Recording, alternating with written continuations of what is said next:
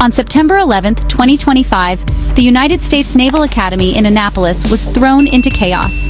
What began as a normal morning quickly spiraled into a day that would be etched into the memories of everyone on campus. A campus-wide lockdown transformed the academy into a fortress, as security forces rushed to secure every entrance and exit. Midshipmen, faculty, and staff were ordered to shelter in place after reports of a potential active shooter. The sudden announcement sent shockwaves through classrooms and offices as everyone scrambled to follow emergency protocols. The air was thick with tension as sirens echoed across the grounds, their wailing a constant reminder of the danger that might be lurking nearby. Bancroft Hall, home to over 4,000 midshipmen, became the epicenter of fear and uncertainty, its massive halls now silent except for the distant sounds of police radios. Law enforcement from multiple agencies swept the campus, clearing buildings room by room. Every corner was checked, every hallway searched, as officers worked methodically to ensure everyone's safety. Maryland State Police helicopters circled overhead, sealing off the academy and providing a watchful eye from above. Parents and loved ones anxiously awaited news, desperate for updates. Their faces showed a mix of hope and fear as they clung to their phones, searching for any sign of reassurance. Inside, students barricaded doors, following their training and waiting for instructions. Whispers and hurried texts filled the silence as they tried to comfort each other. For hours, Annapolis held its breath, gripped by uncertainty. The usually bustling campus and city streets were eerily quiet, as if time itself had stopped. The lack of clear information only deepened the dread that enveloped the academy, leaving everyone to wonder what would happen next. The panic began not with a gunshot, not with the sound of alarms, but with a sudden, chilling sense of uncertainty that swept across the campus. It started with anonymous online threats, cryptic, menacing messages that appeared on students' phones and computers, spreading fear in seconds. Around 5 p.m., violent posts on the Yodel app warned of an imminent attack, their language unmistakably alarming. The posts quickly circulated, amplified by social media and word of mouth, making it impossible to ignore the growing sense of danger. Authorities responded immediately, locking down the entire campus. Police blocked entrances, and emergency alerts blared across the grounds, urging everyone to shelter in place. The digital nature of the threat made it hard to verify, but the risk was too great to ignore.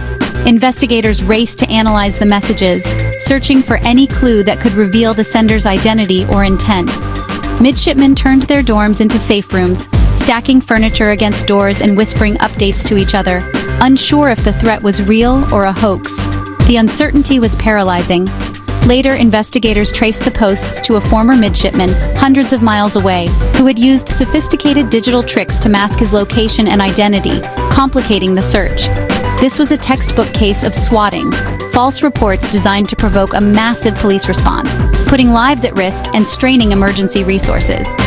The virtual threat became a real crisis as fear and confusion swept the academy. Students and staff waited anxiously for updates, not knowing when or if the danger would pass. The incident exposed how easily digital deception can trigger chaos in the real world, revealing vulnerabilities in even the most secure environments. The campus was paralyzed by a threat that existed only online, yet its impact was deeply felt in every hallway and dorm room. It was a stark reminder.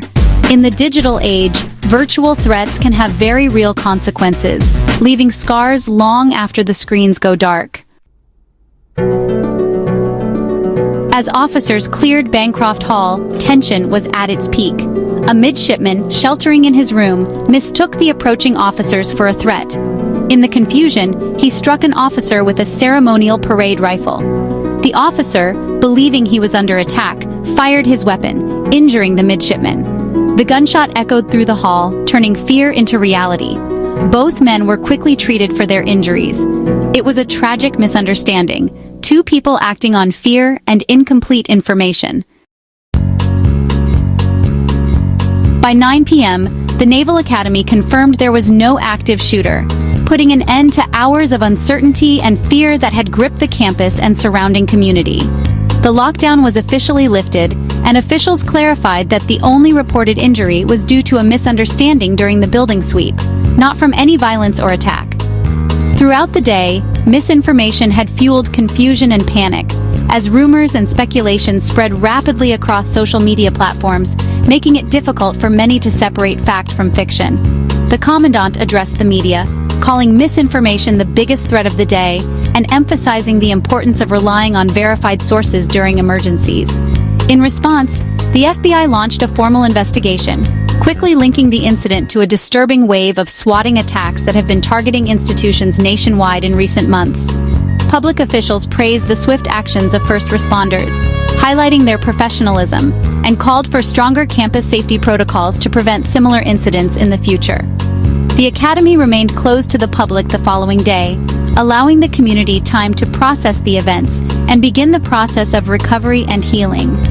Ultimately, the crisis underscored the urgent need for clear, timely communication and robust crisis management strategies to counter the digital chaos that misinformation can create. The events at the Naval Academy reveal urgent lessons for public safety. Communication breakdowns and digital threats can turn training into tragedy. Future protocols must ensure clear identification of law enforcement during crises. Institutions need better tools to verify online threats before launching full-scale responses. Swatting leaves deep psychological scars and erodes trust in safety systems. Recovery must focus on the well-being of students and first responders. The front lines of crisis are now both physical and digital. To protect our communities, we must adapt, building resilience against misinformation and investing in smarter, faster communication.